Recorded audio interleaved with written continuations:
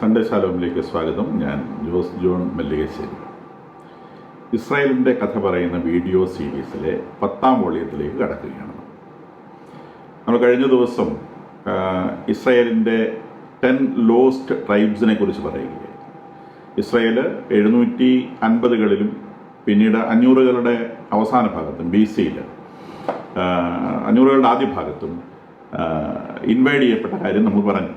അപ്പം അസീറിയയും ബാബിലോണും ഒക്കെ ഇൻവൈഡ് ചെയ്ത കഥ പറഞ്ഞു. അപ്പോൾ അതിൽ ആദ്യം അസീറിയ ഇൻവൈഡ് ചെയ്ത സമയത്ത് ഇസ്രായേലിൻ്റെ വടക്കൻ ഭാഗം, ഇസ്രായേൽ എന്ന് വിളിക്കുന്ന രാജ്യം, അവിടെ ഉണ്ടായിരുന്ന 10 ട്രൈബുകളാണ് ഉണ്ടായിരുന്നത്. 10 ട്രൈബുകളും മറ്റ് ആളുകളുമായി ചേർന്ന് അതിൻ്റെ ബ്ലഡ് ഇമ്പ്യൂർ ആയിപ്പോയി. അപ്പോൾ അതുകൊണ്ട് അതിനെ 10 ലോസ്റ്റ് ട്രൈബ്സ് ഓഫ് ഇസ്രായേൽ എന്നാണ് വിളിക്കുന്നത്. 10 ട്രൈബുകൾ നഷ്ടപ്പെട്ടു പോയെന്നാണ്. വസ്തുതയിൽ ഇത് പൂർണ്ണമായിട്ട് നഷ്ടപ്പെട്ടു പോയിട്ടില്ലായിരുന്നു, ചിതറിക്കപ്പെടുകയാണ് ചെയ്തത്. ആ പ്രദേശത്തുള്ള ബ്ലഡ് മിക്സ് ചെയ്യപ്പെട്ടു. പക്ഷേ കുറേ അധികം ആളുകൾ ഇസ്രായേൽ റീജിയനിൽ നിന്ന്, ആ പർട്ടിക്കുലർ രാജ്യത്ത് നിന്ന് അറേബ്യൻ ഭാഗത്തേക്കും യൂറോപ്യൻ ഭാഗത്തേക്കും പല ഭാഗങ്ങളിലേക്കായിട്ട് മൈഗ്രേറ്റ് ചെയ്ത് പോവുകയും അതങ്ങനെ ഡിസിൻറ്റഗ്രേറ്റ് ചെയ്ത് പോവുകയും ചെയ്തു. ബട്ട് കുറേ അധികം ആളുകൾ ആ ഏരിയയിൽ തന്നെ കുറേ ആളുകളോട് താമസിക്കുന്നുണ്ട്. നമുക്ക് യേശുവിൻ്റെ കാലഘട്ടത്തിലെ സമേറിയ എന്ന് പറയുന്ന റീജിയനെ കുറിച്ച് അറിയാം. അത് പ്യുവർ ജ്യൂസിന് അവരോട് വലിയ പുച്ഛമാണ്. കാരണം അവർ ബ്ലഡ് മിക്സ് ചെയ്തു പോയി എന്ന് പറഞ്ഞുകൊണ്ടാണ് അന്ന് യേശുവിൻ്റെ കാലഘട്ടത്തിലെ സമേറിയക്കാരെ, യൂതന്മാരെ പുച്ഛിക്കുന്നത്. അപ്പോൾ അതാണ് സമേറിയ. സമേറിയ എന്ന് പറഞ്ഞാൽ വടക്കൻ പ്രദേശത്തിനെയാണ്. ആ ഇസ്രായേൽ എന്ന് പറയുന്ന രാജ്യത്തെ പിന്നീട് അസീറിയക്കാർ സമേറിയ എന്നാണ് വിളിച്ചത്. ഇസ്രായേൽ എന്ന രാജ്യത്തിൻ്റെ തലസ്ഥാനം സമേറിയ ആയിരുന്നു. പിന്നീട് അസീറിയക്കാർ ആ പ്രദേശത്തെ മൊത്തം, ഇസ്രായേൽ എന്ന രാജ്യത്തെ മൊത്തം സമേറിയ എന്ന് വിളിക്കാൻ തുടങ്ങി. അങ്ങനെ അത് സമേറിയ എന്ന് അറിയപ്പെടാൻ തുടങ്ങി. അപ്പോൾ താഴെയുള്ള യൂദയാണ് ബാക്കി ഉണ്ടായിരുന്നത്. യൂദയ 586-ലാണ് ബാബിലോൺ ഇൻവൈഡ് ചെയ്യുന്നത്. അപ്പോൾ അങ്ങനെ അത് ബാബിലോൺ ഇൻവൈഡ് ചെയ്ത് കഴിഞ്ഞ സമയത്ത് അവരെയും പിടിച്ചുകൊണ്ട് പോകുന്നുണ്ട് പ്രവാസത്തിലേക്ക്. പക്ഷേ അവരുടെ ബ്ലഡ് പ്യൂരിറ്റി കുറച്ച് അവർക്ക് സൂക്ഷിക്കാൻ കഴിഞ്ഞിട്ടുണ്ട്. ആ കാലഘട്ടത്തിൽ അവിടെ ഉണ്ടായിരുന്നത് യൂദാ ഗോത്രമായിരുന്നു. ബെഞ്ചമിൻ ഗോത്രവും അതിനകത്തുണ്ടായിരുന്നു. പക്ഷെ ബെഞ്ചമിൻ ഗോത്രം എടുത്തു പറയുന്നില്ല. യൂദാ ഗോത്രം വലിയ ഗോത്രമാണ്. അപ്പോൾ അതുകൊണ്ട് പിന്നീട് യേശു അതിൽ ജനിച്ചതുകൊണ്ടും ആ ഗോത്രത്തിനാണ് അവിടെ പ്രോമിനൻസ് കിട്ടിയത്. സ്വാഭാവികമായിട്ടും ലേവി ഗോത്രത്തിൽപ്പെട്ട കുറേ ആളുകൾ ഇതിനകത്തുണ്ടായിരുന്നു. അവർ ലേവി ഗോത്രം എല്ലായിടത്തും സ്പ്രെഡ് ചെയ്താണ് ജീവിച്ചുകൊണ്ടിരുന്നത്. അപ്പോൾ ഈ പറഞ്ഞ പർട്ടിക്കുലർ യൂദയ റീജിയനിലും ഉണ്ടായിരുന്നു. അപ്പോൾ നമ്മൾ പിന്നീട് പറഞ്ഞത് യൂദയ റീജിയനിൽ അവർക്ക് റീഗ്രൂപ്പ് ചെയ്യാൻ അവസരം കിട്ടി. പേർഷ്യയുടെ കാലഘട്ടത്തിൽ അങ്ങനെ അവർക്ക് ദേവാലയം പണിയാൻ അവസരം കിട്ടി. അങ്ങനെ ദേവാലയം പണിത് അവർ വീണ്ടും റീഗ്രൂപ്പ് ചെയ്യുകയാണ്. അപ്പോൾ ഈ കാലഘട്ടങ്ങളിലൊക്കെ ലോകത്തിൻ്റെ പല ഭാഗങ്ങളിലേക്കും ഇവർ ഡിസിൻറ്റഗ്രേറ്റ് ചെയ്ത് മൈഗ്രേറ്റ് ചെയ്ത് പോകുന്നുണ്ട്. അപ്പോൾ ഈ അസീറിയയുടെ കാലഘട്ടത്തിൽ, അസീറിയൻ ഇൻവേഷൻ്റെ കാലഘട്ടത്തിലാണ് ഏറ്റവും വലിയ മൈഗ്രേഷൻ വാസ്തവത്തിൽ നടക്കുന്നത്. അവർ ലോകം മുഴുവനുണ്ട്. ആ കാറ്റഗറിയിൽ പെടുന്ന ജ്യൂസിനെ അഖേനാസി ജ്യൂസ്, AKHKENAZI ജ്യൂസ്, അഖേനാസി ജ്യൂസ് എന്നാണ് പറയുന്നത്.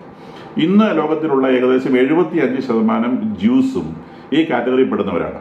ഈ അഖേനാസി എന്നുള്ളത് സിറിയ എന്നുള്ള രാജ്യത്തിൻ്റെ ലോക്കൽ നൈമുമായിട്ട് ലിങ്ക്ഡ് ആയിട്ടാണ് ആ പേര് വരുന്നത്. അപ്പോൾ ഏകദേശം 75% ജ്യൂസുമായ കാറ്റഗറിപ്പെടുന്നതാണ്. ഐൻസ്റ്റീനൊക്കെ, ആൽബർട്ട് ഐൻസ്റ്റീനൊക്കെ ഈ പറയുന്ന കാറ്റഗറിയിലാണ് ആൽബർട്ട് ഐൻസ്റ്റീനൊക്കെ ജനിച്ചിട്ടുള്ളത്. പിന്നെ വേറൊരു കാറ്റഗറി ഓഫ് ജ്യൂസിനെ പറയുന്നത് സെഫാദി ജ്യൂസ് എന്നാണ്. സെഫാദി എന്നുള്ളത് സ്പെയിൻ എന്നാണ് ആ വാക്കുകൊണ്ട് ഉദ്ദേശിക്കുന്നത്. അത് ഏകദേശം 16% വരും. അപ്പോൾ ഇത് ശരിക്കും യേശുവിൻ്റെ കാലഘട്ടത്തിലൊക്കെ റോമൻ ഇൻവേഷൻ്റെ ഭാഗമായിട്ട് യൂറോപ്പിലേക്ക് മൈഗ്രേറ്റ് ചെയ്തു പോയ ജ്യൂസിൻ്റെ ഭാഗമാണ്. പിന്നീട് ബാക്കി വരുന്നത് മിസ്രാഹി ജ്യൂസാണ്. മിസ്രാഹി ജ്യൂസ് അതൊരു 9% മിസ്രാഹി ജ്യൂസ്. മിസ്രാഹി ജ്യൂസ് എന്ന് പറയുന്ന എല്ലാ കാലഘട്ടത്തിലും ഈ ഇസ്രായേൽ റീജിയനിൽ നിന്ന് അറബ് റീജിയനിലേക്ക് മൈഗ്രേറ്റ് ചെയ്ത് പോയവരാണ്. അപ്പം അറേബ്യൻസിൻ്റെ ഇടയിലൂടെ മിക്സ് ചെയ്ത് ജീവിച്ച ജ്യൂസിനെയാണ് മിസ്രാഹി ജ്യൂസ് എന്ന് പറയുന്നത്. ഇപ്പോൾ എക്സിസ്റ്റിംഗ് ആയിട്ടുള്ള ജ്യൂസിൻ്റെ കാര്യമായി പറയുന്നത് കേട്ടോ. അപ്പോൾ നമ്മുടെ അഖേനാസി ജ്യൂസ് 75%, സെഫാദി ജ്യൂസ് 16%, മിസ്രാഹി ജ്യൂസ് 9%. ഇങ്ങനെയാണ് ഈ ജ്യൂസിൻ്റെ കാറ്റഗറി വരുന്നത്. അപ്പോൾ അത് ആദ്യം ചിതറിക്കപ്പെട്ടു പോയ, അസീറിയയിലും ചിതറിക്കപ്പെട്ടു പോയി ലോകത്തിൻ്റെ വിവിധ ഭാഗങ്ങളിലെത്തിയ ജ്യൂസ്, പിന്നീട് റോമൻ കാലഘട്ടത്തിൽ ചിതറിക്കപ്പെട്ടു പോയിട്ട് യൂറോപ്പിലേക്ക് കടന്നുപോയ ജ്യൂസ്, പിന്നെ എല്ലാ കാലഘട്ടങ്ങളിലെയും ചിതറിക്കലിൻ്റെ ഭാഗമായി അറേബ്യൻ റീജിയനിൽ ജീവിച്ച ജ്യൂസ് എന്നിങ്ങനെ കാറ്റഗറൈസ് ചെയ്തിട്ടാണ്.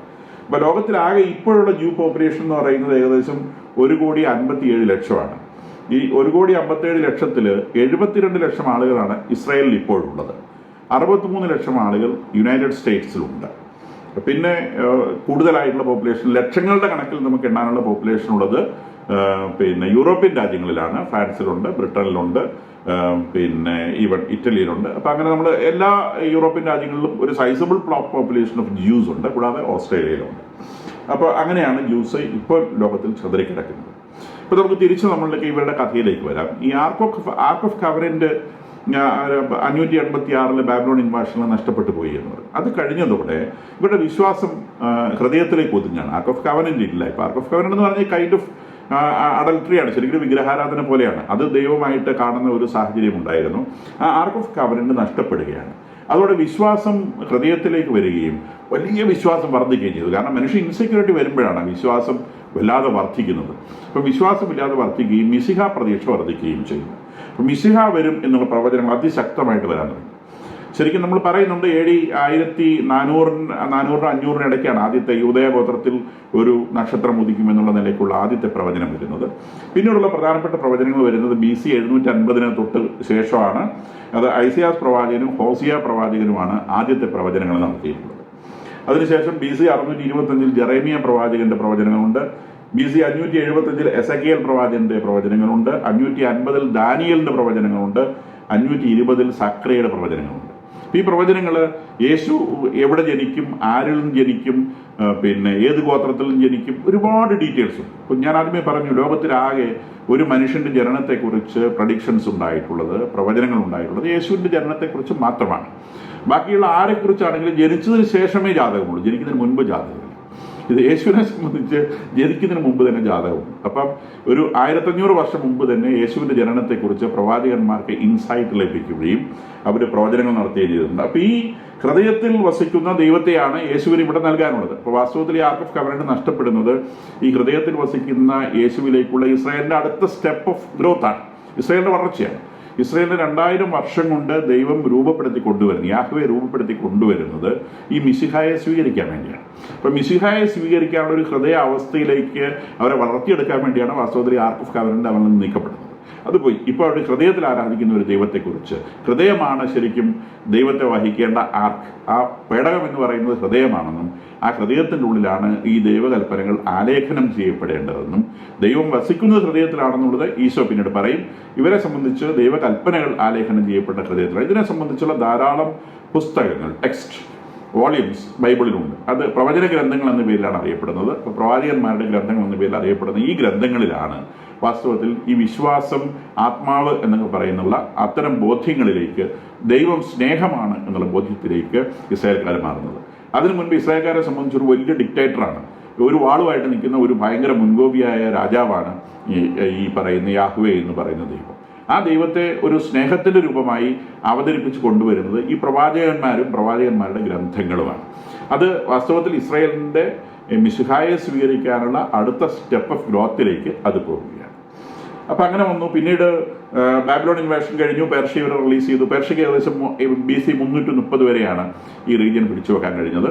ആ സമയത്ത് ഇസ്രായേൽക്കാർ അവരുടെ കീഴിൽ ഓരോ ഗവർണർമാരും ഒക്കെ ആയിട്ട് അങ്ങനെ കഴിഞ്ഞുകൂടി. ഈ യൂദയ എന്ന് പറയുന്ന ചെറിയ റീജിയൻ മാത്രമേ പിന്നെ അവരുടെ കയ്യിൽ ബാക്കി ഉണ്ടായിരുന്നുള്ളൂ. ബാക്കിയുള്ള റീജിയൻസ് ഒക്കെ പലതരത്തിലായിപ്പോയി.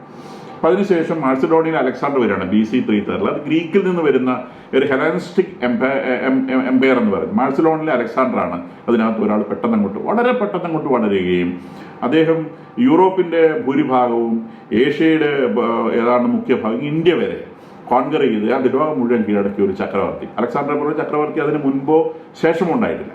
അപ്പോൾ അദ്ദേഹം വളരെ പെട്ടെന്ന് വളരുകയും വളരെ ചെറിയ കാലഘട്ടം, 30-35 വയസ്സ് മാത്രമേ ജീവിച്ചിരുന്നിട്ടുള്ളൂ. ആ കാലഘട്ടം കൊണ്ട് തന്നെ അദ്ദേഹം ഈ ലോകം മുഴുവൻ കീഴടക്കി, കൂടുതൽ ഇസ്രായേൽ പ്രദേശവും കീഴടക്കി. അങ്ങനെ ഇസ്രായേൽ പ്രദേശം ഗ്രീക്കിൻ്റെ കീഴിലാവും. അപ്പോൾ ഈ പീരിയഡ്, ഗ്രീക്കിൻ്റെ കീഴിൽ വരുന്ന ഈ പീരീഡിനെ ഹെലനിസ്റ്റിക് പീരിയഡ് എന്നാണ് പറയുന്നത്. ഇപ്പോൾ ഗ്രീക്കുകാരെ സംബന്ധിച്ച് അവർ യുദ്ധം ചെയ്ത പ്രദേശങ്ങൾ കീഴടക്കുന്ന പ്രധാനമായിട്ടും അവരുടെ സംസ്കാരം, അവരുടെ ഭാഷ, ഇതൊക്കെ ലോകം മുഴുവൻ പരത്താൻ വേണ്ടിയാണ്. അപ്പോൾ അവരുടെ സംസ്കാരവും അവരുടെ ഭാഷയും ലോകം മുഴുവൻ പരത്തി. പൊതുവെ ഇസ്രായേൽക്കാരെ അവർ ഡിസ്റ്റർബ് ചെയ്തിരുന്നില്ല. പക്ഷേ അന്ത്യോക്കസ് IV എന്ന് പറയുന്ന ഒരു രാജാവ്, അദ്ദേഹം ഒരു BC 170 ആ കാലഘട്ടത്തിലാണ് വരുന്നത്. ഇദ്ദേഹം ഹെലനിസ്റ്റിക് രാജാവാണ്, ഗ്രീക്ക് രാജാവാണ്. ഈ രാജാവ് ഇവരുടെ ദേവാലയത്തെ മാറ്റിയിട്ട് അതിനകത്ത് പ്രതിഷ്ഠകളൊക്കെ മാറ്റി അവരുടെ ഗ്രീക്ക് ദേവന്മാരുടെ പ്രതിഷ്ഠയെ കൊണ്ടുവച്ചു. അവിടെ രാജാവിനെ പൂജിക്കുന്ന ഒരു രീതി ഉണ്ടായിരുന്നു. ഇപ്പോൾ രാജാവിൻ്റെ ഒരു പ്രതിഷ്ഠയെ കൊണ്ടുവച്ചു. ഇസ്രായേൽക്കാരെ സംബന്ധിച്ച് തീരെ താങ്ങാൻ പറ്റാത്തൊരു കാര്യമാണ്. അവരുടെ വിശ്വാസമായിട്ട് ഒരു തരത്തിലും അത് നിൽക്കില്ല. അപ്പോൾ ഒരു റെബലിയൻ സംഘടിപ്പിച്ചു. അപ്പോൾ മത്തേവൂസ് എന്ന് പറയുന്ന ഒരു മനുഷ്യൻ്റെ മക്കൾ, അതിൽ യൂദാസ് മക്കാബി എന്ന് പറയുന്ന ആളാണ് ഇത് ലീഡ് ചെയ്തത്. അത് മത്തേവൂസ് എന്ന് പറയുന്ന ഒരു അപ്പൻ്റെ മക്കളാണ്. അപ്പോൾ അവരെല്ലാവരും കൂടി, ഇത് ഹാസ്മോണിയൻ എന്ന് പറയുന്ന ഒരു ഫാമിലിയാണ്. ആ ഹാസ്മോണിയൻ ഫാമിലിയിലെ മക്കാബീസ് എന്ന് പറയുന്ന ഒരു ബ്രാഞ്ചാണ് വാസ്തവത്തിൽ ഈ യുദ്ധം ചെയ്തത്. അതിൽ ജൂദാസ് എന്ന് പറയുന്ന മൂത്ത ആളാണ് യുദ്ധത്തിന് നേതൃത്വം നൽകിയത്. അപ്പോൾ അവർ യുദ്ധം ചെയ്യുകയും അങ്ങനെ 164 BC ഈ ജെറുസലേം അവർക്ക് പിടിച്ചെടുക്കാൻ സാധിക്കുന്നു. അപ്പോൾ ഗ്രീക്കിൻ്റെ ഇൻഫ്ലുവൻസിൽ നിന്നും ജെറുസലേമിനെ തുടച്ചു മാറ്റി ആ ചെറിയൊരു റീജിയൻ അവർ കോൺകർ ചെയ്ത് അവിടുത്തെ ദേവാലയം ശുദ്ധീകരിച്ച് അവിടെ ബലിപീഠം അവർ സ്ഥാപിച്ചു, ബലിയർപ്പിക്കാൻ തുടങ്ങി. അപ്പോൾ ഈ ഗ്രീക്കിൻ്റെ ആളുകളെല്ലാവരും കൂടെ അവിടുന്ന് ഓടിക്കുന്നതിൽ ഇവർ വിജയിച്ചു. അപ്പോൾ അത് കഴിഞ്ഞും നിരന്തരമായിട്ട് കോൺഫ്ലിക്റ്റുകൾ ഉണ്ടാവുന്നുണ്ട്. അപ്പോൾ ഗ്രീക്കുകാരുമായിട്ട് ഒരു വഴക്കുണ്ടാക്കുന്നു, ചിലപ്പോൾ ജയിക്കും, ചിലപ്പോൾ കുറച്ച് തോക്കും. അങ്ങനെ ബലം പിടിച്ച് ഏകദേശം 141 BC ഈ ജൂദാസ് മഗാബീസിന്റെ അനുജൻ സൈമൺ താസി എന്ന് പറയുന്ന ആള്, അദ്ദേഹം 141 BC റോമായുടെ സഹായത്തോടു കൂടി ഗ്രീക്കുകാരെ പായിച്ചിരുന്നു. അങ്ങനെ ഗ്രീക്കുകാരെ പായിച്ച് അദ്ദേഹം അവിടെ ഒരു ഡൈനാസ്റ്റി, ഒരു രാജഭരണം സ്ഥാപിച്ചു. ആ രാജഭരണത്തിന്റെ പേരാണ് ഹാസ്മോണിയൻ എംപറർ, ഹാസ്മോണിയൻ ഡൈനാസ്റ്റി എന്നാണ് അതിന് പറയുന്നത്. അപ്പോൾ ഇദ്ദേഹം ഹാസ്മോണിയൻ ഡൈനാസ്റ്റി എന്ന് പറയുന്നത്, ഹാസ്മോണിയൻ എന്നുള്ളത് ഇവരുടെ കുടുംബ പേരാണ്. ആ കുടുംബത്തിനകത്തുള്ള ഒരു ബ്രാഞ്ചാണ് ഈ മക്കാബി എന്ന് പറയുന്നത്, മദേവൂസിന്റെ ബ്രാഞ്ച്. മദേവൂസും ഒക്കെ ഈ ഹാസ്മോണിയൻ എന്ന് പറയുന്ന വലിയ കുടുംബത്തിലെ അംഗങ്ങളാണ്. ഇതൊരു യൂദാ ഗോത്രത്തിൽപ്പെടുന്ന ഒരു വലിയ ഫാമിലിയാണ്. ആ വലിയ ഫാമിലി മഗാബീസ് എന്ന് പറയുന്ന ഒരു ബ്രാഞ്ചാണ്. അപ്പോൾ ആ മഗാബീസ് എന്ന് പറയുന്ന ബ്രാഞ്ചിനകത്ത് ജൂദായും സൈമണും സഹോദരന്മാരാണ്. അപ്പോൾ ജൂദയാണ് ഈ സ്ട്രഗിൾ ലീഡ് ചെയ്തത്. അദ്ദേഹമാണ് ആദ്യമായിട്ട് ഈ ജെറുസലേം പിടിച്ചെടുക്കുന്നത്. അതിനുശേഷം അദ്ദേഹത്തിന്റെ അനുജൻ ആണ് ഈ റോമൻ സാമ്രാജ്യവുമായി ചേർന്ന്, അന്ന് റോമൻ സാമ്രാജ്യങ്ങൾ വളർന്നു വരികയാണ്. അതിന്റെ കഥ ചെറുതായിട്ട് ഞാൻ പറഞ്ഞുതരാം. അപ്പോൾ അത് അവരുമായി ചേർന്നുകൊണ്ട് ഇവിടെ ഒരു ഭരണം എസ്റ്റാബ്ലിഷ് ചെയ്തു. അത് 141 BC ഈ സൈമൺ താസി ഹാസ്മോണിയൻ ഡൈനാസ്റ്റി എന്ന് പറയുന്ന ഈ ഡൈനാസ്റ്റിയുടെ റൂള് അവിടെ കൊണ്ടുവരുന്നത്. പിന്നീട് ഇവര് BC 37 വരെ ഇവരുടെ ഭരണമായിരുന്നു. പക്ഷെ എന്നാൽ പോലും ഇതിന്റെ ഇടയിൽ പല കോൺഫ്ലിക്റ്റുകളും സംഭവിക്കുന്നുണ്ട്. നമുക്കതിന്റെ മൈന്യൂട്ട് ഡീറ്റെയിൽസിലേക്ക് പോകേണ്ട ആവശ്യമില്ല. എന്നാലും ഇവർ ഈ രാജ്യത്തെ വല്ലാതെ കൊണ്ട് വളർത്തി. ഇവർ പേറിയ, സമേറിയ, ഇദുമേയ, ഗലീലി, തൂരിയ എന്നൊക്കെ പറയുന്ന പ്രദേശങ്ങൾ മുഴുവൻ ഇതിനോട് ചേർത്തു. എന്ന് പറഞ്ഞാൽ ഏകദേശം ദാവീദിന്റെ പഴയ ആ ഒരു ഇസ്രായേൽ രാജ്യത്തിന്റെ വലിപ്പത്തിലേക്ക് ഈ രാജ്യത്തെ കൊണ്ടുവരാൻ അവർക്ക് സാധിച്ചു. അപ്പം ഇപ്പോഴുള്ള ഈജിപ്തിന്റെ ആ പ്രദേശങ്ങൾ കുറച്ചടക്കം, ജോർദാൻ നദിയുടെ പടിഞ്ഞാറ് ഭാഗത്തുള്ള മുഴുവൻ പ്രദേശവും, ജോർദാൻ നദിയുടെ കിഴക്ക് ഭാഗത്ത് കുറേ പ്രദേശവും, അങ്ങ് മേലോട്ട് കയറി സിറിയയുടെയും ലെബനോന്റെയും ഒക്കെ കുറച്ച് ഭാഗങ്ങൾ ചേർന്നുള്ള പഴയ നമ്മളുടെ ദാവീദിന്റെ രാജ്യം ഏകദേശം പൂർണ്ണമായും ഈ ഹസ്മോണിയൻ ഡൈനാസ്റ്റിയുടെ കീഴിൽ കൊണ്ടുവരാൻ അവർക്ക് സാധിച്ചു, അല്ലെങ്കിൽ യഹൂദ ഭരണത്തിന്റെ കീഴിൽ കൊണ്ടുവരാൻ സാധിച്ചു. അപ്പോൾ ഇവർ ആ കാലത്തിൽ ഒത്തിരി അധികം പേരെ യഹൂദ മതത്തിലേക്ക് ഇവർ കൂട്ടിച്ചേർക്കുന്നുണ്ട്. ഇപ്പൊ ഈ രണ്ട് പ്രദേശം, സമീറിയ ഇങ്ങനെയുള്ള ആളുകൾ, ഇദുമേ എന്ന് പറഞ്ഞാൽ ഏദോമാണ്, നമ്മളുടെ ഏസാവിന്റെ പ്രദേശമാണ്. അപ്പം ഏസാവിന്റെ പ്രദേശം, നമ്മുടെ ഹെറോദോസ് രാജാവൊക്കെ ഏസാവിന്റെ ആ ട്രൈബിൽ പെടുന്ന ആളാണ്. അദ്ദേഹം ഒരു യഹൂദനാണ്, പക്ഷെ ഏസാവിന്റെ ട്രൈബിൽ പെടുന്ന ആളാണ്. അപ്പൊ അദ്ദേഹത്തെ ഒക്കെ ആ കാറ്റഗറിയിൽ, അവിടെയുള്ള ഇതുമേലുള്ള ആളുകളെയൊക്കെ ഭൂരിഭാഗം പേര് ഇവർ ആ സമയത്ത് യഹൂദ മതത്തിലേക്ക് ചേർത്തുന്നുണ്ട്. അപ്പം ഈ രാജ്യം പഴയ രൂപത്തിലേക്ക് എത്തുന്നു. പക്ഷേ 63 ഇവരുടെ AD 63 ഇവരുടെ അകത്തൊരു സിവിൽ വാർ വരും. അതായത് ഈ ഹാസ്മോണിയൻ ഫാമിലികൾ തമ്മിലുണ്ടാകും, അധികാരത്തെ സംബന്ധിച്ച് തമ്മിലുണ്ടാകുകയും അവിടെ റോം ഇടപെടുകയും ചെയ്യും. റോം ഇടപെട്ടുകൊണ്ട് അവിടെ റോമായുടെ ഭരണം കൊണ്ടുവന്നിട്ട് ഇവരെ വെറും ഒരു സാധാരണ കിങ്ങായിട്ട് അവിടെ തുടരാൻ അനുവദിക്കുക. അത് 37 വരെ, BC 37 വരെയാണ്. അപ്പം BC 63 മുതൽ 37 വരെയുള്ള കാലഘട്ടത്തിൽ റോമാണ് ഇഫക്റ്റീവ്ലി ഭരിക്കുന്നത്. പക്ഷെ അവിടെ ഈ ഹാസ്മോണിയൻ എംപററെ തുടരാൻ അവരെ അനുവദിക്കുന്നുണ്ട്. BC 37 അവരെ ഞൊട്ടി പുറത്ത് കളഞ്ഞിട്ട് അവർ പുതിയൊരു രാജാവിനെ കൊണ്ടുവച്ചു. ആ രാജാവാണ് ഹെറോദോസ് എന്ന് പറയുന്ന ആൾ. അപ്പോൾ ഹെറോദോസ് എന്ന് പറയുന്ന ആൾ റോമൻ സെനറ്റിലുള്ള ഒരാളാണ്. റോമൻ സെനറ്റ് എന്ന് പറഞ്ഞാൽ റോമ സാമ്രാജ്യ സെനറ്റ് ഉണ്ട്. സെനറ്റിൽ 300 മുതൽ 500 വരെ അംഗങ്ങളുണ്ടാവും. വളരെ പവർഫുൾ ആയിട്ടുള്ള ആളുകളാണ്. റോമൻ സെനറ്റ് വളരെ പവർഫുള്ളാണ്. അപ്പോൾ ആ പവർഫുൾ ആയിട്ടുള്ള സെനറ്റിൽ നിന്ന് ഈ ഹെറോദോസിന്റെ അച്ഛൻ വളരെ പവർഫുൾ ആയിട്ടുള്ള സെനറ്റർ ആയിരുന്നു. അപ്പോൾ ആ അച്ഛന്റെ സ്വാധീനത്തിലാണ് ഈ മകനെ ഈ പ്രദേശത്തിന്റെ ഭരണാധികാരിയായിട്ട് നിയമിക്കുന്നത്. അങ്ങനെയാണ് BC 37 ഹെറോദ് ദ ഗ്രേറ്റ് എന്ന് പറയുന്ന ആള് ഭരണം ആരംഭിക്കുന്നത്. അപ്പോൾ അതോടെ ഹാസ്മോണിയൻ ഫാമിലിയിൽ നിന്ന് ഇത് പൂർണ്ണമായിട്ടും നീക്കപ്പെട്ടു. ഇദ്ദേഹം ഹെറോദോസ് ഒരു ജ്യൂ ആണ്. അതുകൊണ്ടാണ് അദ്ദേഹം ജെറുസലേം ദേവാലയമൊക്കെ പുതുക്കി പണിയുകയും വലുതാക്കുകയൊക്കെ ചെയ്യുന്നത്. അദ്ദേഹത്തിനൊരു ജൂയിഷ് ബ്ലഡ് ഉണ്ട്. പക്ഷെ അദ്ദേഹം യൂദയ ഗോത്രക്കാരനൊന്നുമല്ല. അദ്ദേഹം ഇങ്ങോട്ട് കൺവേർട്ട് ചെയ്യപ്പെട്ട് വന്ന ആളാണ്. കാരണം ഏസാവിന്റെ മക്കളൊന്നും യൂതന്മാരല്ല, അവർ വേറെ പല രീതിയിലായി പോയിട്ടുണ്ട്. അവരെ പിന്നീട് ഇവർ കൺവേർട്ട് ചെയ്ത് ഇങ്ങോട്ട് എടുക്കുക ചെയ്തത്. അതുകൊണ്ടാണ് നമ്മൾ ഇതുമേക്കാരനായ ഹെറോദോസ് എന്ന ബൈബിളിൽ നമുക്കൊരു പരാമർശം കാണാം. ഇതുമേക്കാരനായ ഹെറോദോസ്. ഇതുമേക്കാരൻ എന്ന് പറഞ്ഞാൽ ഏതോ ദേശക്കാരനെന്നും ഏസാവിന്റെ പിന്മുറക്കാരൻ എന്നും ഉള്ള അർത്ഥത്തിലാണ് ബൈബിളിൽ ആ പ്രയോഗം ഉപയോഗിച്ചിട്ടുള്ളത് എന്ന് മനസ്സിലാക്കുക. ഈ ഹെറോദോസിന്റെ ഭരണം BC 4 ഹെറോദോസ് മരിക്കുകയാണ്. അദ്ദേഹത്തിന് കാര്യമായ ഒരു അസുഖം വന്ന്, വലിയ വേദനാജനകമായ അസുഖം വരിക, അദ്ദേഹം ആത്മഹത്യക്ക് ശ്രമിക്കുകയൊക്കെ ചെയ്യുന്നുണ്ട്. പക്ഷെ ആത്മഹത്യ പരാജയപ്പെട്ടു. BC 4 ഈ ഹെറോദോസ് മരിക്കുന്നത്. അപ്പോൾ ഹെറോദോസ് മരിച്ചു കഴിഞ്ഞ് അദ്ദേഹത്തിന് 3 ആൺമക്കളും ഒരു മകളും ഉണ്ടായിരുന്നു. 4 പേർക്കായിട്ട് രാജ്യം വിഭജിക്കപ്പെട്ടു. ആ വിഭജിക്കപ്പെട്ട രാജ്യം 4ആയിട്ട് വിഭജിക്കപ്പെട്ടു. ഈ രാജ്യം 4ആയിട്ട് വിഭജിക്കപ്പെട്ടു. പക്ഷേ അത് പിന്നെ ഏകദേശം ഒരു 10 വർഷത്തിനുള്ളിൽ തന്നെ റോം ഇതിൻ്റെ 3/4 ഭാഗം അങ്ങോട്ട് അവരുടെ ചേർത്ത് AD 6 അതൊരു പ്രോവിൻസാക്കി. ജൂദയ പ്രോവിൻസ് എന്നൊരു പേരിൽ അവിടെ പീലാത്തോസിനെ കൊണ്ടുവന്ന് ഭരണത്തിനെത്തി. അപ്പം AD 6 തന്നെ ഈ പ്രദേശം ഏതാണ്ട് പൂർണ്ണമായി തന്നെ റോമ അവരുടെ ഒരു പ്രോവിൻസാക്കി മാറ്റുകയും ജൂദ പ്രോവിൻസാക്കി മാറ്റുകയും ആ ജൂദ പ്രോവിൻസിന്റെ ഭരണാധികാരിയെ പീലാത്തോസിനെ വെക്കുകയും ചെയ്തു. അപ്പോൾ നമ്മൾ പിന്നീട് ഒരു ഹെറോദോസിനെ കാണാം. അത് ഈ ഹെറോദോസിന്റെ മകനാണ്. ബാക്കിയുള്ള മക്കളെല്ലാം തമ്മിൽ തല്ലി പല വഴിക്ക് പോയി. അപ്പോൾ ഈ ഹെറോദോസ് പിന്നീട് നമ്മൾ യേശുവിന്റെ കാലഘട്ടത്തിലെ കാണുന്ന ആ ഹെറോദോസ്, അദ്ദേഹത്തിന്റെ പേര് അഗ്രിപ്പ എന്നാണ് പേര്. അപ്പം അഗ്രിപ്പ എന്ന് പറയുന്ന അഗ്രിപ്പ 1 എന്നാണ് പേര്. അഗ്രിപ്പ 1 എന്ന് പറയുന്ന ആളെ ഒരു പേരിനൊരു രാജാവ്, ഡിഫാക്ടോ കിങ് എന്നാണ് ഉദ്ദേശിക്കുന്നത്. ഡിഫാക്ടോ കിങ് എന്ന് പറഞ്ഞാൽ അധികാരമില്ലാത്ത രാജാവ്. അപ്പോൾ ഒരു അധികാരമില്ലാത്ത രാജാവായിട്ട് അവിടെ തുടരാൻ അനുവദിക്കുന്നുണ്ട്. യേശുവിന്റെ വിചാരണയും ഒക്കെ ആയിട്ട് ബന്ധപ്പെട്ടും പിന്നെ യേശുവിന്റെ അത്ഭുതങ്ങളുമായിട്ട് ബന്ധപ്പെട്ടും ഒക്കെ പറയുന്ന ഹെറോദോസ്, അത് ഈ അഗ്രിപ്പ, ഈ ഹെറോദോസിന്റെ മകനാണ്. അഗ്രിപ്പ എന്ന് പറയുന്ന ആളാണ്. അപ്പം ഈ അഗ്രിപ്പയ്ക്ക് ഒരു പേരിന് ഒരു രാജാവ് എന്നൊരു പേര് കൊടുത്തുകൊണ്ട് ആ പ്രദേശത്ത് തുടരാൻ അനുവദിക്കുന്നുണ്ട് അദ്ദേഹം. അപ്പോൾ ഒരു സുഖജീവിതം നയിച്ചൊരു കൊട്ടാരത്തിലൊക്കെ ജീവിക്കാമെന്ന് മാത്രമേ ഉള്ളൂ. പക്ഷേ BC 6 ശേഷം, അതായത് യേശുവിന്റെ ജനനത്തെ സംബന്ധിച്ച് പിന്നീട് ആ ഡേറ്റിനെ സംബന്ധിച്ച് പിന്നെ ഒരു സമയത്ത് പറയാം. യേശുവിന്റെ ജനനം BC 6 - 4 ഇടയ്ക്കാണ്. കാരണം യേശു ജനിക്കുമ്പോൾ അഗസ്റ്റസ് സീസറിന്റെ കാലത്താണെന്നും ഹെറോദ് ദ ഗ്രേറ്റ് ഉണ്ട് എന്നുമുള്ള സൂചനയുണ്ട്. ഹെറോദ് ദ ഗ്രേറ്റ് BC 4 മരിച്ചു പോയിട്ടുണ്ട്. അപ്പോൾ അങ്ങനെയാണെങ്കിൽ യേശുവിന്റെ ജനനം BC 4 മുൻപായിരിക്കണം, അല്ലെ BC 4 അപ്പം അത് പിന്നീട് ഈ AD 1500 ഈ കലണ്ടർ സെറ്റ് ചെയ്തിട്ടുള്ളത്. അപ്പോൾ ആ കലണ്ടർ സെറ്റ് ചെയ്ത സമയത്ത് വന്ന ഒരു ഡേറ്റ് ഡിഫറൻസിന്റെ ഭാഗമാണിത്. അപ്പം AD 1 അല്ല AD 0 ഈശോ ജനിക്കുന്നത് BC 4 തൊട്ട് മുൻപാണ്. അപ്പോൾ ആ കാലഘട്ടം കൃത്യമായിട്ട് പറയാൻ പറ്റില്ല. എന്തായാലും ഈശോയുടെ ജനന കാലഘട്ടത്തിൽ അവിടെ ഉണ്ടായിരുന്നത് ഹെറോദിയൻ ഭരണമാണ്. അപ്പോൾ ഹെറോദോസ്, പിന്നെ അദ്ദേഹത്തിന്റെ മക്കള്. അത് കഴിഞ്ഞ് AD 6 ഒക്കെ ആയപ്പോഴേക്കും, ദാറ്റ് മീൻസ് ഈശോ ടീനേജിലേക്ക് വരുന്ന കാലമാകുമ്പോഴേക്കും അവിടെ ഭരണം പീലാത്തോസിന്റെ കയ്യിലായി. പീലാത്തോസാണ് ഭരണാധികാരി. ഹെറോദോസിന് പേരിന് മാത്രമേ അധികാരമുള്ളൂ.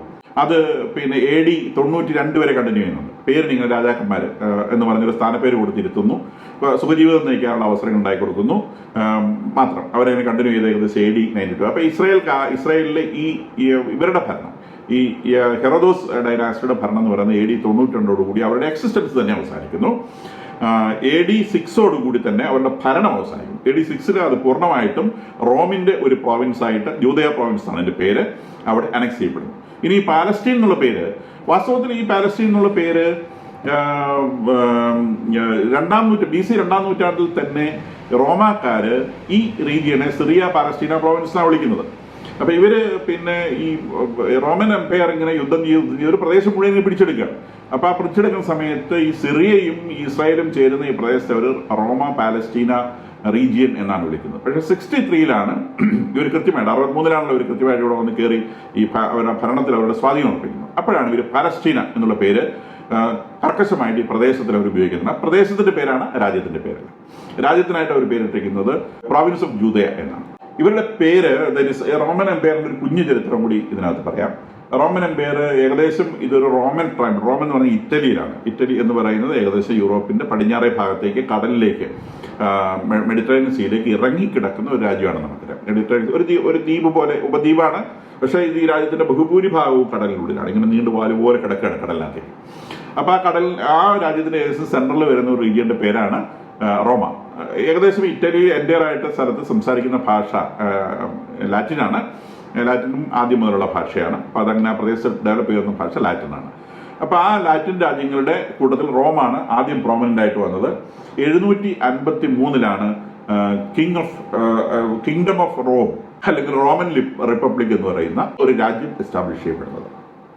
ആദ്യത്തെ രാജാവിൻ്റെ പേര് റോമഡൂസ് എന്നാണ്. ധാരാളം കഥകളും നോവലുകളും നാടകങ്ങളും ഒക്കെ ഇതിനെ സംബന്ധിച്ച് കാണാം.